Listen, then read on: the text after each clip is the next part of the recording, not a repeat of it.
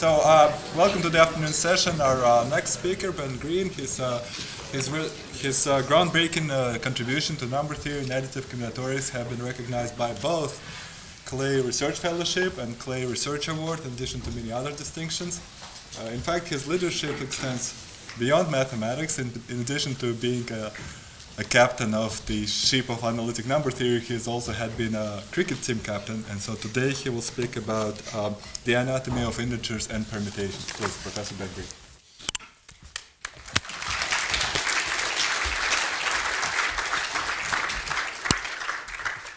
Okay, so first of all, I'd just like to say how grateful I am to the Clay Institute for having supported me early in my career. And also, now that I have young kids, it's fantastic. Lost one of the microphones. Oh, I lost it already. So now that I have young children, it's fantastic that the Clay Institute is physically here in Oxford, because it means I don't have to travel anywhere to see great mathematicians all the time. Now, on the subject of young children, I'm going to start with something really basic, which is the multiplication table that we learn at school. So here it is.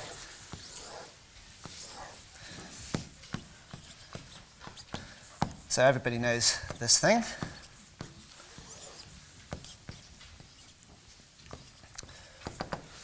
I don't actually know how big a multiplication table people study at school now. Probably it goes up to 10, but when I was at school it was 12, of course. And naturally, as mathematicians, we want to go up to n here. So there's the n by n multiplication table. Now, obviously, there are n squared entries in it, but a very basic question that you might ask is how many different numbers are there in this table? So let's say f of n is the number of different entries in the table. And quite surprisingly, it's actually an unsolved problem to give an asymptotic for f of n. Let's see what sort of naive bounds are available. I think everybody would agree that it's reasonably trivial that there are no more than about half n squared distinct elements in there. So trivial is that f of n is less than or equal to 1/2 n squared plus a lower order term. And that just comes from the fact that, of course, AB equals BA. And obviously that's not sharp because there are various things in the table that get counted twice. So 2A times B is obviously equal to A times 2B. And making use of that and related observations, you can obviously improve this bound a bit. But what's less obvious is that actually almost none of the integers up to n squared are in this table. So that's a classical theorem, a classical fact, is that f of n is equal to little o of n squared, which for those, probably almost everyone knows what little o means, but for clarity that means it's eventually less than any positive constant times n squared. And there's a really beautiful proof of this, which I'm going to sketch. This is, I suppose, the book proof. Well, it depends on a fact whose proof I'll sketch afterwards. But the key fact is that almost all numbers of size around n have log n prime factors. So I'm obviously not being totally precise, but almost all integers of size around n have log n prime factors. But what that means is that almost all elements in the multiplication table of order n have twice log n prime factors. So thus, almost all integers in the n by n table have, so these are just approximate, but approximately twice log n prime factors. But a typical integer of size around n squared has log n squared prime factors, which is basically just log n again. So in particular, everything in the multiplication table has twice as many prime factors as a typical integer. And hence, looks nothing like a typical integer of size about n squared. Now, obviously there are a few things missing from that proof, but perhaps the most important one is this statement I've made here, that every integer of size n has about log n prime factors. And that is a theorem of Hardy and Ramanujan from 100 years or so ago. And the basic idea of that is also a very nice thing to explain. So the point is that the event, so if n is random, let's say of size in the vicinity of x, then for each prime p, the event that p divides n is a random variable.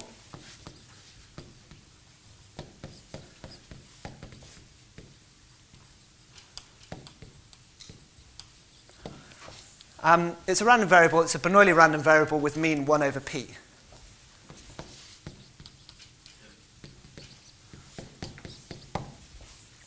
And it seems reasonable to assume that those events are going to be kind of independent. We know that to be the case in certain contexts by the Chinese remainder theorem. So being divisible by 2 doesn't really tell you anything about whether you're divisible by 3. So assuming independence,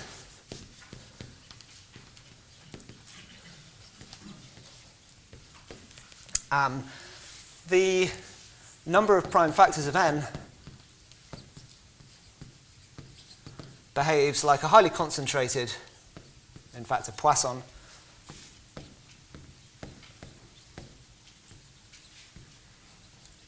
random variable of mean the sum of the 1 over p's. So mean the sum less p less or equal to x of 1 over p. And we know what that is. That is asymptotically the double log of x. Now, I'm not going to prove that fact. This is actually easier than the prime number theorem. So this is called Merton's theorem. And this is an elementary fact that basically you can prove by double counting the factorial function. So on the one side, you've got Stirling's formula. On the other side, you've got the prime factorization of the factorial function. So that's actually almost a proof. If you use a second moment method, you can really show that it's highly concentrated. And you can go further and prove that, in fact, it's normally distributed. That's called the Erdős-Katz law.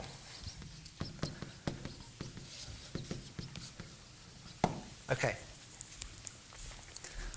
So almost none of the integers up to n squared are in the n by n multiplication table, but that does definitely leave open the question of how many are in there. And as I said, an asymptotic for that is an unsolved problem, but the correct order of magnitude is known. And that's a remarkable result of Kevin Ford from 12 years ago. So the theorem is that f of n is bounded above and below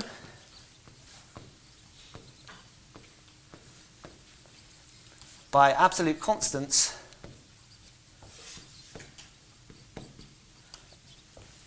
times the following function.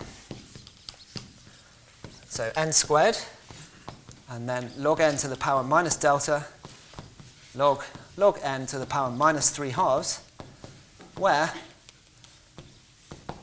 delta is 1 minus 1 plus log 2 over log 2, which is, as I'm sure you will realize, around about 0.86. I was joking there, of course. I mean, it takes me a while to convince myself this is positive, but it is positive. So I think you'll agree this is not the first thing that you would guess for the answer to this very easy to state problem. And of course, in view of this theorem, it's very natural to suppose that the correct asymptotic is some constant times this, but that is currently an unsolved problem. And in fact, there's no reasonable guess what the constant is, and there probably isn't actually a reasonable formula for the constant. It probably depends on some sort of irregularities of the way that small primes are distributed. So now for something totally different. I'm going to talk about random permutations. So let k be a fixed positive integer.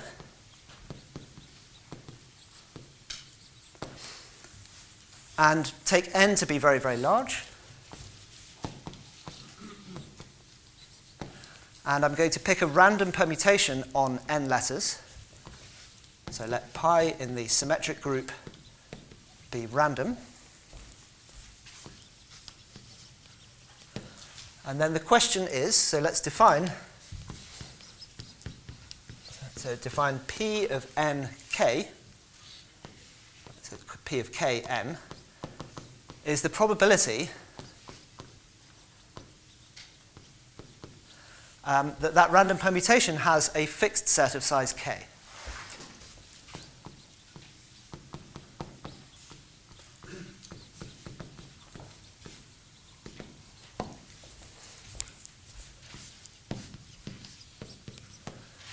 So just to be clear, I'm not saying take a set of size k, what's the probability that it's fixed by pi? That's a pretty trivial question. The order of the quantifiers is the other way around. So what's the probability that there exists some fixed set of size k, but I don't know which fixed set. Now this is something that's been studied in some form for at least 300 years. So a very famous fact is that the limit as n tends to infinity of p1n is 1 minus 1 over e, which is approximately 0.63 or something like that. So p of 1n is the probability that the permutation is not a derangement, so that there is some fixed point of it. So this is the well-known undergraduate fact about derangements. So it's natural to call that p of 1 for that limit. And it turns out, for reasons I'll explain in a second, that p of k exists.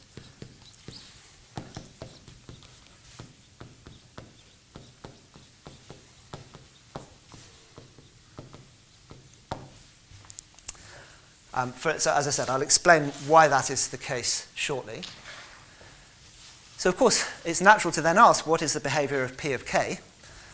And that turned out to be an unsolved problem until relatively recently, when it was resolved by Eberhard, Ford, and myself. So the theorem is that p of k is bounded above and below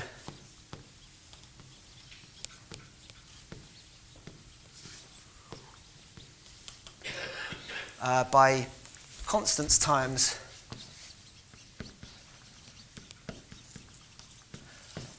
k to the minus delta times log k to the minus 3 halves, where that delta is the same delta that we saw in the multiplication table. So where delta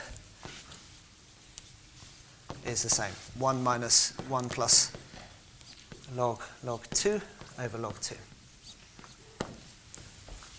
So my aim in this talk, one of my aims, I mean, obviously, when you see this theorem, the question is, why are they the same? So that's an obvious question. Why the similarity? And then the second question is, where do these somewhat weird numbers come from? So where does this strange, what's such a simple problem, where does this weird delta come from? So I'm going to try and answer, to a certain extent, both of those questions. But before I start with that, the thing that got me into thinking about these was, first of all, hearing that it was an unsolved problem. What is the correct order of this p of k, which is a very elementary object. But what is still an unsolved problem, and I find this quite fascinating, I have to say. I mean, first of all, to get an asymptotic for p of k, again, one would expect it's some constant times that expression, but that's not proven. But it's also conjectured that it's a monotonic decreasing sequence. And just this fact is unsolved. So when I explain why p of k exists, you'll see that for each k, it's just a finite computation to compute p of k. And so this has been checked up to 30 or so. And of course, once you see the form of the asymptotic, I mean, it's obvious that it's going to have to decrease, but the question is to prove it.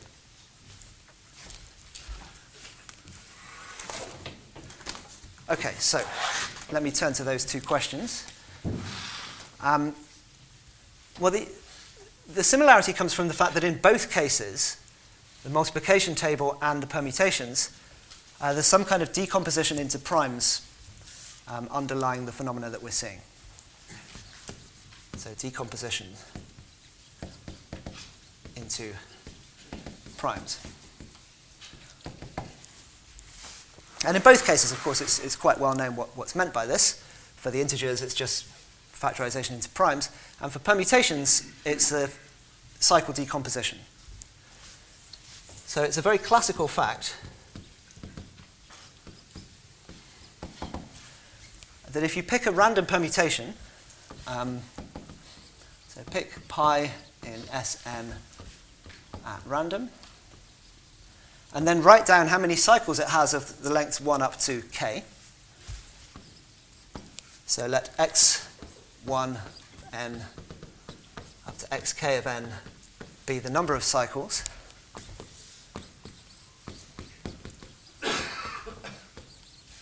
Of lengths 1, 2, up to k. So those are random variables. And then the fact is that in the limit as n tends to infinity, those tend towards an independent Poisson random variables. So as n tends to infinity, x1 of n to xk of n, and I'll be vague about what tends to means. So it tends towards this limit, where the xi are independent and xi has the Poisson 1 over I distribution.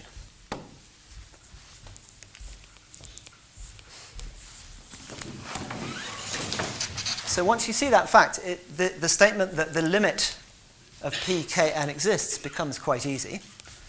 So an application. So p of 2 is then 1 minus, well, there are two ways that you can, so maybe I should make it clear that the only way you can fix a set of size k is if you have some cycles whose lengths add up to k. That's the fixed sets of a permutation are just precisely the unions of the cycles. And the only way you could not have a fixed set of size 2 is if there's well, there's got to be 0 or 1. There better not be any cycles of length 2 for a start, and there had better be either none or 1 cycles of length 1, namely fixed point. So those are the only ways that you can fail to have a fixed set of size 2. And then you can just do the Poisson computation. It's straightforward. So that's 1 minus twice e to the minus 3 halves, which is around about 0.55. So as I said, using this sort of thing, you can compute p of k in finite time for any k. But why is it gets pretty difficult quite quickly. And the reason for that is that, well, to do it exhaustively, you've got to loop over all partitions of k, essentially. The only ways of partitioning 2 are as just 2 and 1 plus 1, but the number of partitions of k grows kind of exponentially in k, like e to the root k.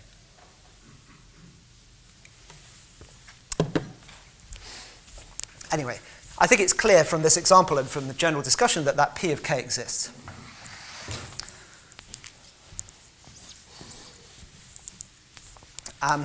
Now, there's also a Poisson distribution underlying prime factorizations of random integers. So now let n be a random integer. So I'm well aware that there's no such thing as a random integer. What I mean is something like pick a random integer in some dyadic range and then let that range tend to infinity. So e.g. in x up to 2x, with x tends to infinity. And the statistics I'm going to discuss are always have a limit as x tends to infinity. And now let yi be the number, so yi of n, be the number of prime factors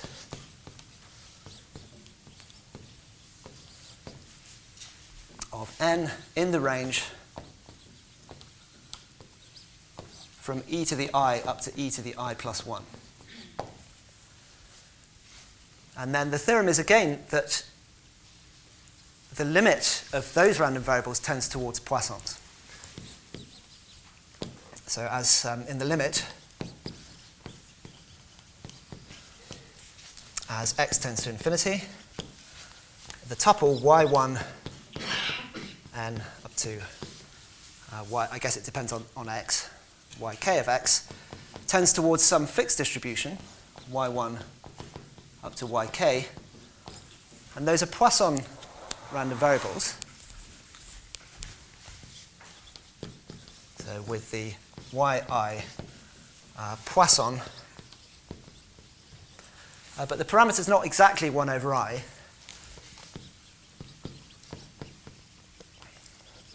So the parameter is what I'll call sigma I, which is the sum of the reciprocals of the primes between e to the I and e to the I plus 1, which is what you'd expect it to be, because the event that a given prime p divides n comes up with probability 1 over p, and so it's natural to suspect that if you sum over the whole interval, you get an event that happens with the sum of those probabilities. And the key thing is that these are independent.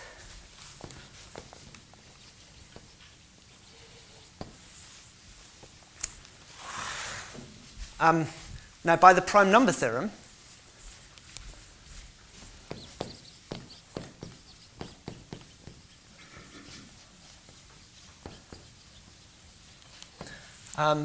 as I tends to infinity,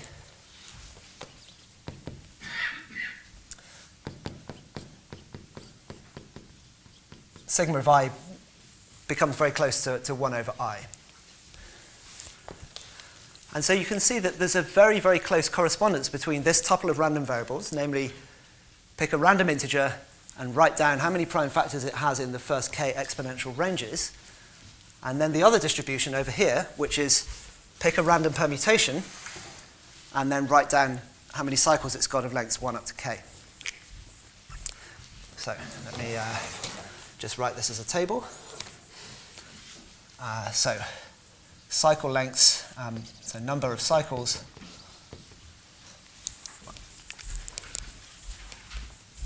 I think it's better to state it like this. So there's a correspondence between cycle lengths of a random permutation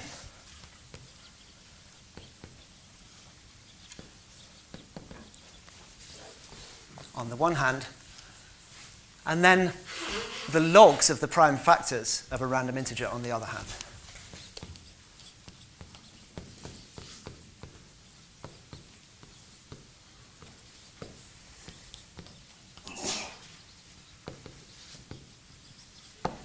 So they have quite similar distributions.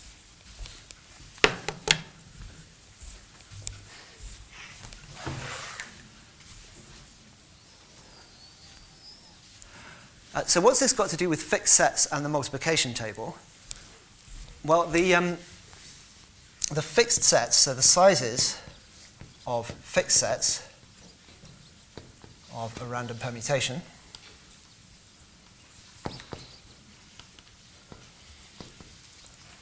so those are just the sum of the different cycle lengths.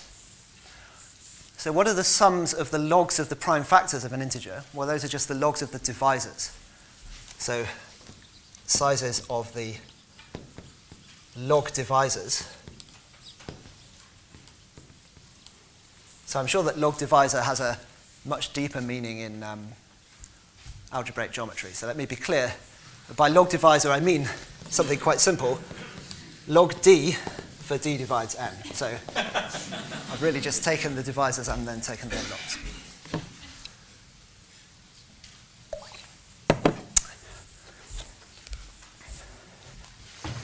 So it's still not completely clear what this has got to do with the multiplication table problem, but I can explain that quite easily.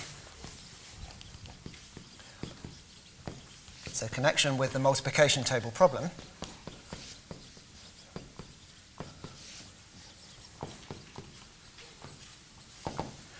Well, roughly speaking, if I look at that n by n multiplication table, a decent proportion of the numbers in it are going to have a divisor between n over 2 and n.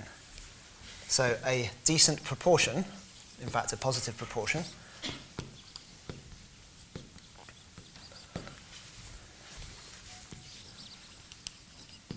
in it have a divisor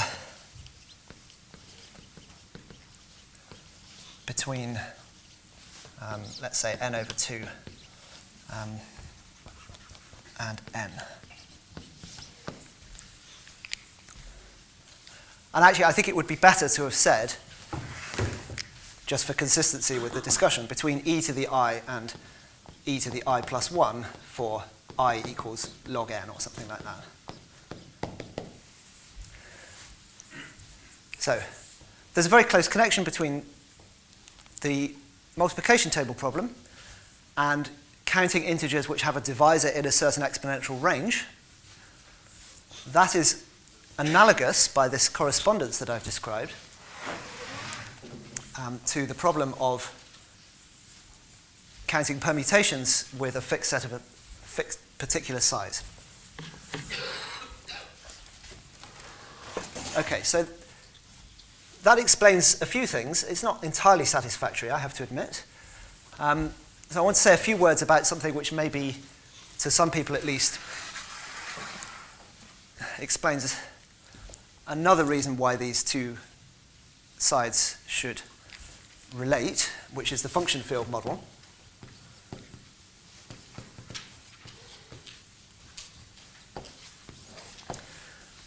So instead of looking at integers and prime factorizations, you can look at polynomials. So instead of a random integer,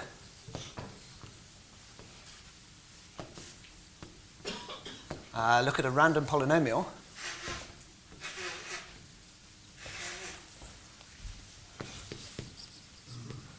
Over a finite field. So of some fixed degree, some large degree n, over fq, let's say q is a prime.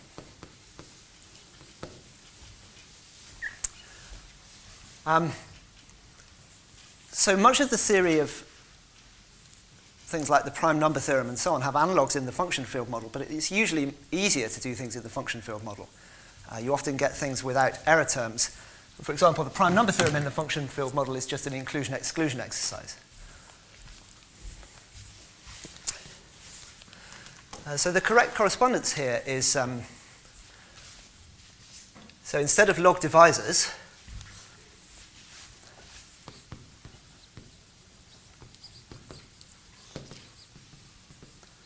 so that's log d for d divides our random integer. I'm using n too many ways here. Let's call this big N.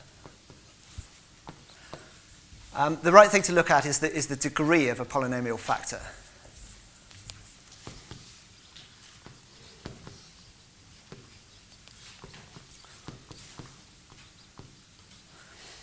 So look at the degrees of the factors of a polynomial f.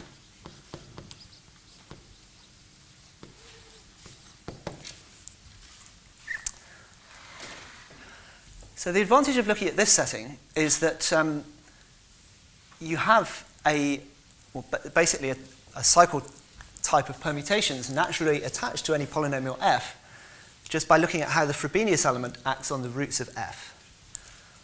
So the action of Frobenius on the roots of f, so let's assume for simplicity that f has distinct roots, gives a permutation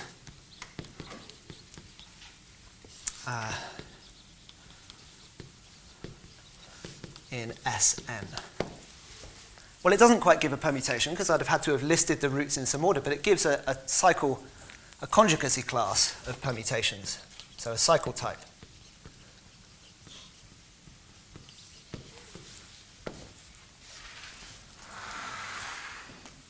And then this correspondence between cycle type of a random permutation and prime factors of a random integer, when ported to the function field setting, is basically saying that that permutation, if I choose a random polynomial f, looks like a random permutation. So the correspondence is then saying, and that's a very natural thing to, it's then saying something like,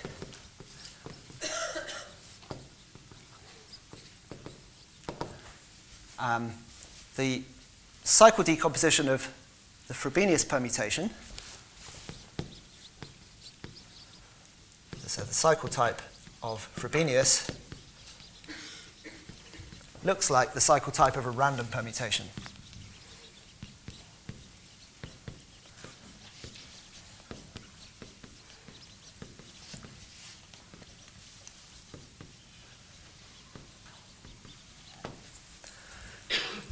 So that's quite appealing, although it's actually false. But it's true in the limit as the prime q tends to infinity. So it's true in the large Q limit. And quite a fun exercise, simple exercise. The probability that a random polynomial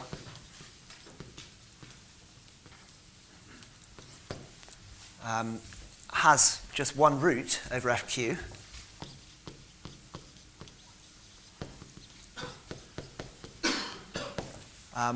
well, at least if the degree is large enough, according to my calculations, it's 1 minus 1 over q to the q.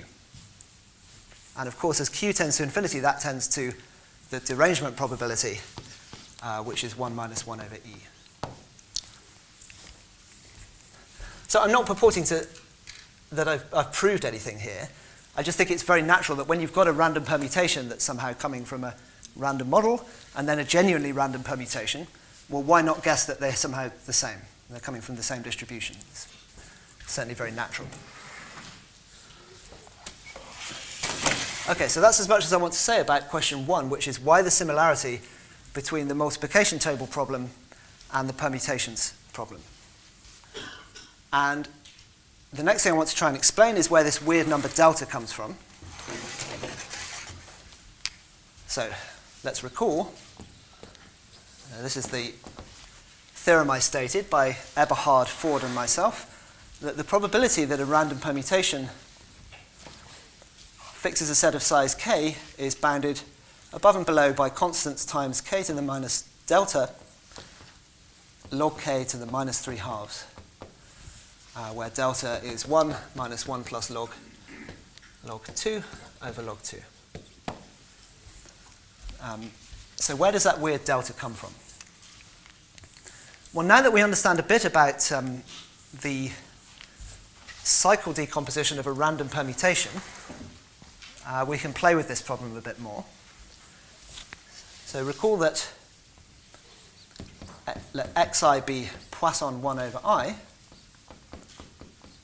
and let these be independent. So the total number of cycles of length at most k in a random permutation, that's the sum of these random variables up to k. So that's the number of cycles of length at most k. That will have a Poisson distribution as well, because the sum of Poissons is Poisson. And that will be Poisson with distribution, the harmonic sum up to k, which is basically Poisson log k.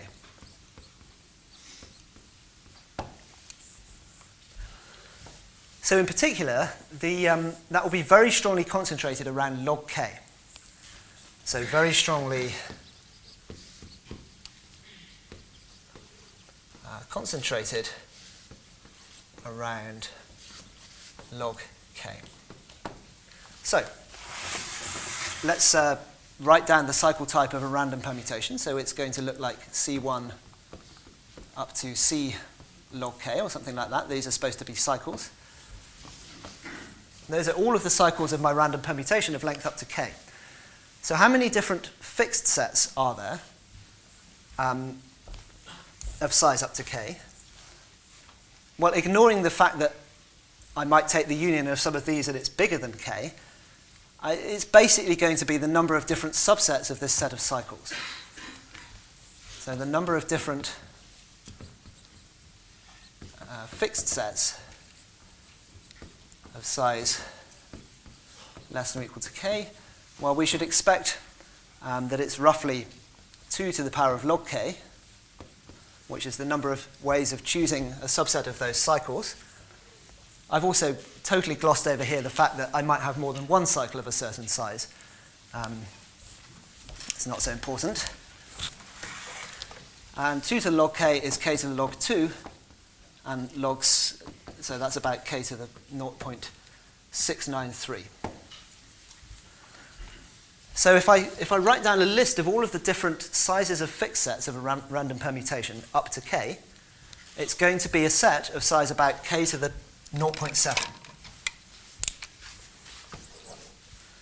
So if I take a set of size k to the 0.7, consisting entirely of integers up to k, and I ask what is the chance that k itself is in that set, then the obvious guess is k to the power minus 0.3.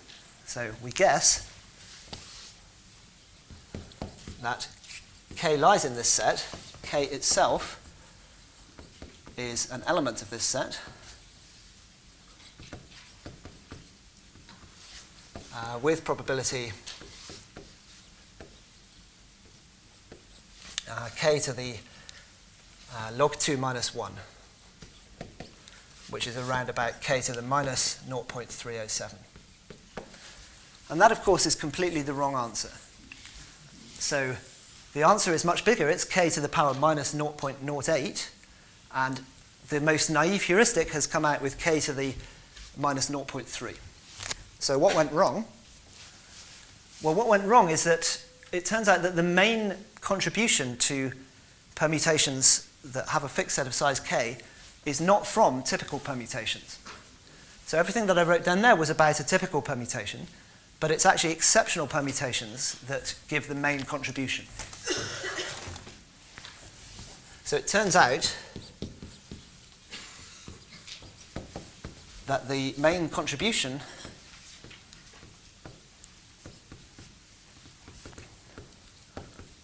comes from permutations with more cycles.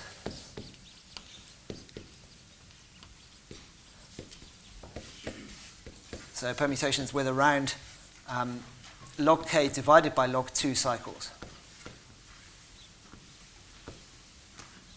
And you'll see in a second why that log k over log 2 is a very natural thing that comes up.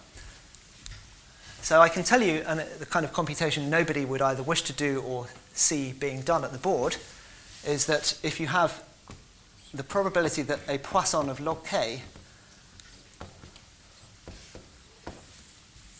a random variable, has size bigger than about log k over log 2, actually turns out to be basically this magic quantity. So it's k to the minus delta times log k to the minus 1/2 for that weird number delta. So that's an exercise in Stirling's formula. It's not interesting to see it done. But that's where the delta comes from. So why do I care about permutations with this number of cycles? Well, if I now write down one of these super well-endowed permutations that has more cycles than a typical permutation, then again, the number of fixed sets is just the number of ways of choosing a subset of these, but that's now the number of different fixed sets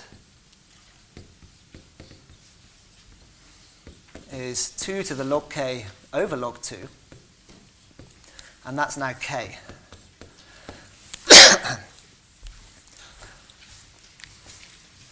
So I've got a set of size k consisting entirely of elements of size around k, of order k.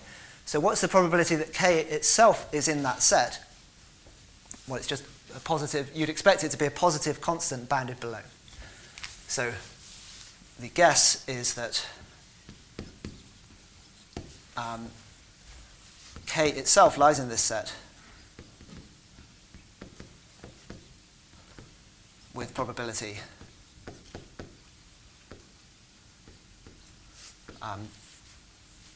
just bigger than some absolute constant, c. And that's indeed true. And it's obvious that you don't gain anything by going further, really. I mean, you can look at permutations with more cycles. They'll occur less often, and it doesn't really help you find...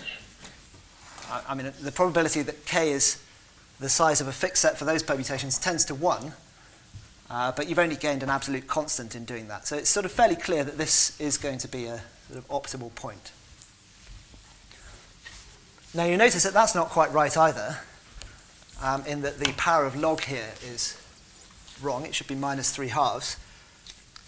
There's an interesting story behind that, but I haven't really got time to go into the details of that today, because I want to talk about something a bit different. So something different.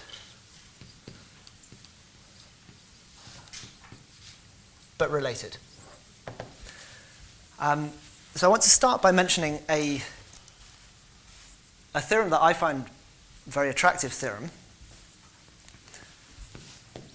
and that's not really very well known. The theorem of Meyer and Tenenbaum from 1985. And when they proved this theorem, they were answering a question that Erdős had asked at least 30 years before.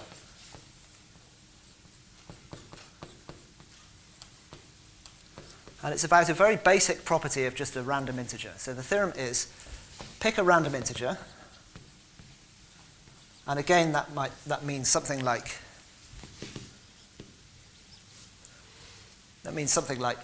take a big dyadic range and pick an integer in that range, and then let the range tend to infinity. Then almost surely, so let's call that integer n. So almost surely n has two different divisors.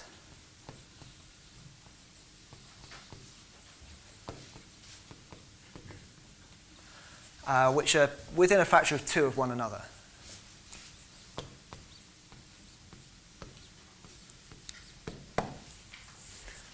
Yeah, so that so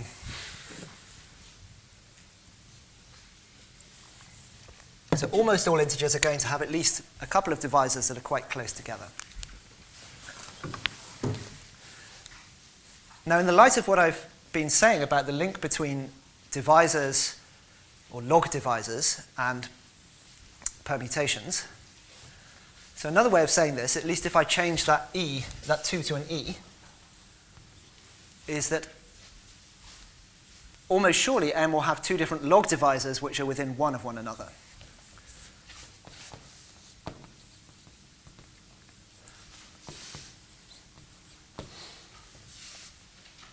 So log d2 minus log d1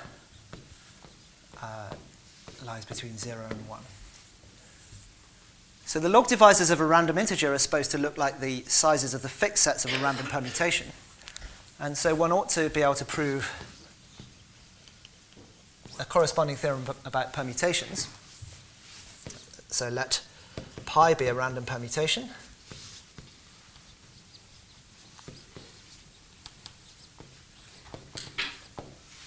Let's say on n letters, and I'm thinking of n as tending to infinity. So then almost surely pi has two different fixed sets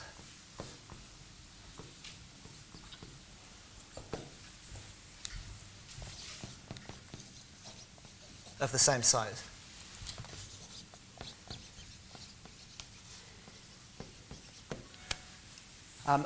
As I said, the log divisors of a random number should correspond to the sizes of these fixed sets. But of course, the sizes of the fixed sets are integers.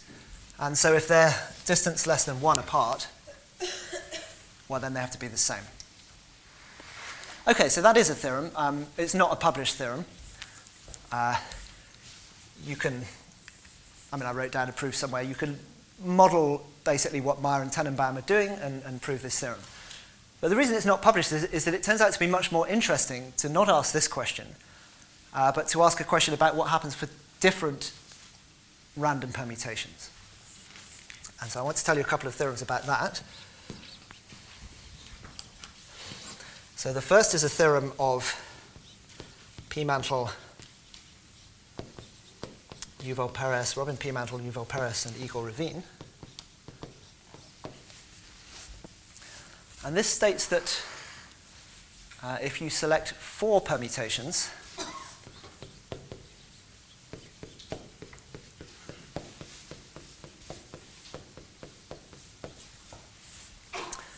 at random from the symmetric group,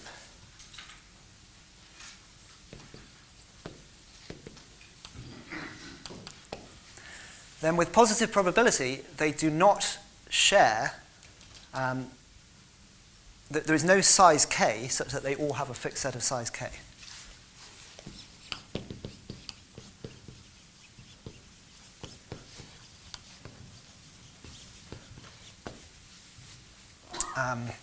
There is no k. I mean, they do all have a fixed set of size n, so let's just introduce that. There must be a non-trivial fixed set such that pi 1 up to pi 4 all have a fixed set of size k. And another way of stating this is that no matter how you conjugate those pi 1 up to pi 4, they generate a transitive subgroup of Sn. And so equivalently, any old conjugates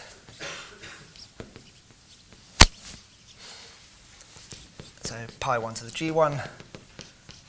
So usually people say an adversary comes along and conjugates your elements, but no matter how they do that, they generate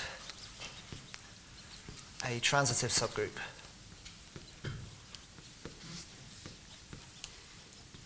of Sn. Because if they didn't, there would be a fixed set for all of those permutations. So I'll say in a moment why, I mean, you might ask why you care about this theorem, but it has some nice applications. But I wanted to also mention that with Eberhard and Ford, we found a complement to this theorem, which is basically says that the number 4 is sharp.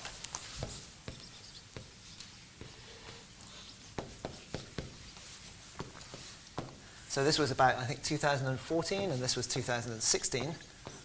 So if you pick 3 random permutations,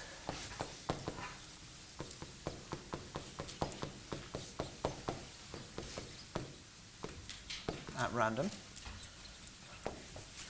then almost surely, as n tends to infinity, there is a k that's a fixed set size of all of them simultaneously.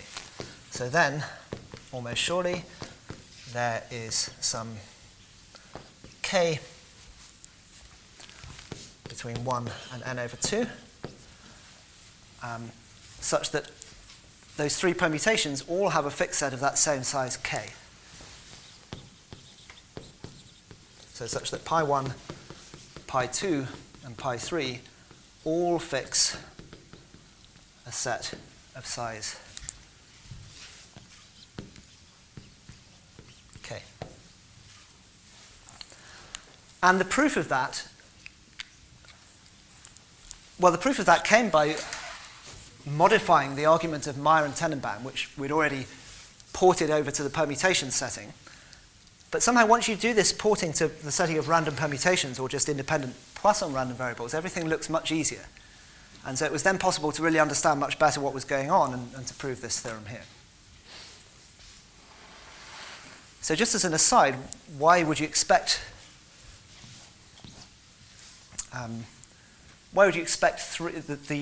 there to be some sort of phase change between 3 and 4?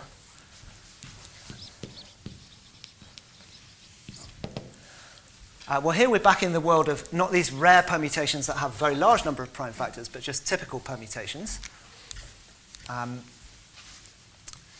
So the set of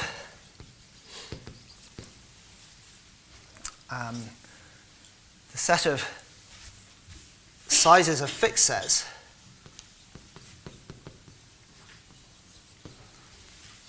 of pi I, well, it contains k with probability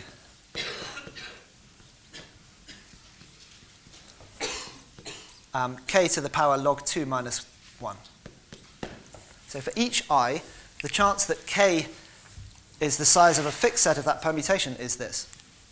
And so the probability that they all simultaneously, the probability that if I take r different random permutations, the probability that they all have a fixed set of size k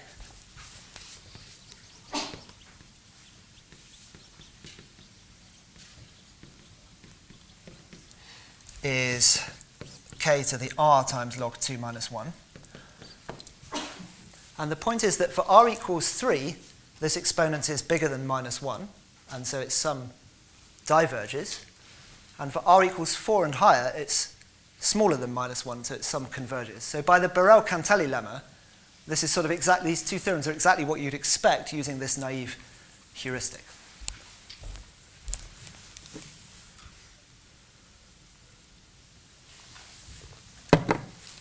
So to finish, I want to mention a nice recent application of some of these results.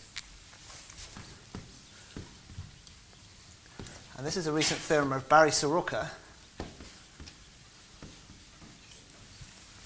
and Gady Cosma. And it's been independently obtained by Emmanuel Brouillard and Peter Varyu. And the theorem is as follows. So pick a random polynomial, and we're working over the integers now.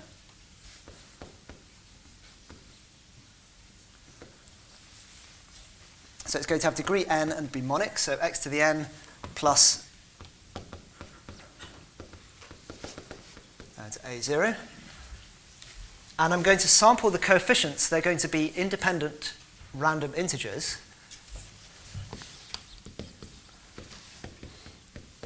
And for reasons that will become clear shortly, they are going to be uniformly selected from the set 0 up to 209. So uniform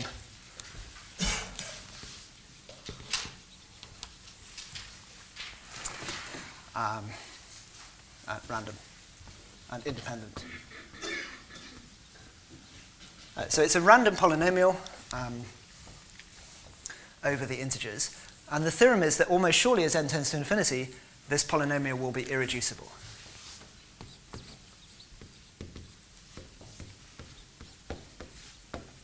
So let's call that f.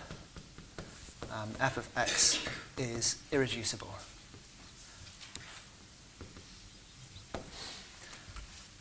Now, what one would really like is to have a corresponding statement, but for the coefficients being randomly plus or minus 1 or randomly 0 and 1, but that's still an unsolved problem.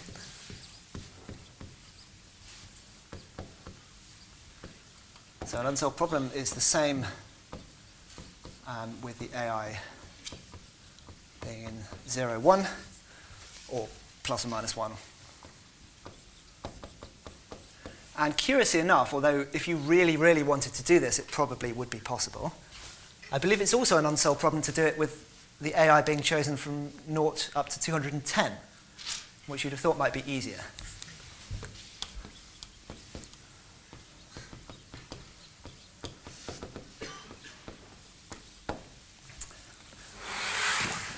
So I'll just give a very, very rough sketch of the key ideas of this. Well, what's the point about 209? Well, it's really 210. I've got 210 integers. And the point is that 210 is the product of 2 times 3 times 5 times 7. And so when I project this polynomial mod 2, 3, 5, and 7, by the Chinese remainder theorem, I get independent random polynomials. So projecting mod 2, 3, 5, and 7 gives independent random polynomials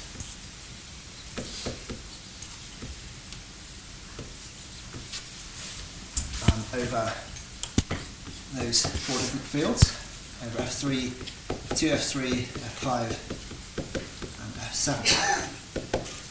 And then there's this well-known thing called Dedekind's criterion,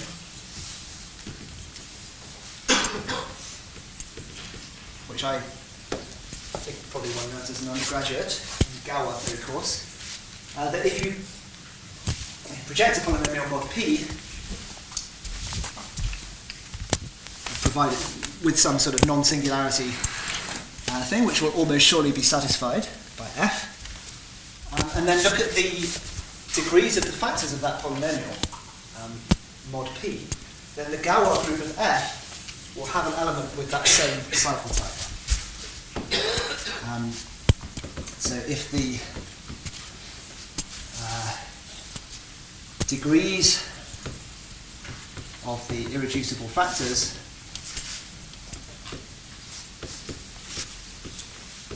of F mod 2, let's say, are D1, D2, and so on, then the Galois group of F will have some element with that, with the same cycle type.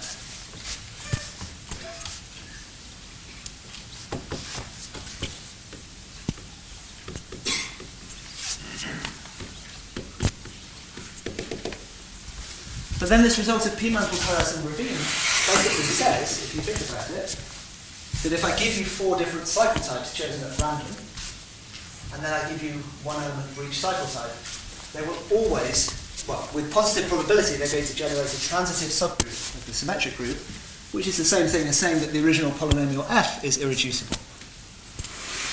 So obviously that's a very rough sketch, and in particular I haven't said how you translate positive probability into almost surely, but that can be done, and this is the main idea.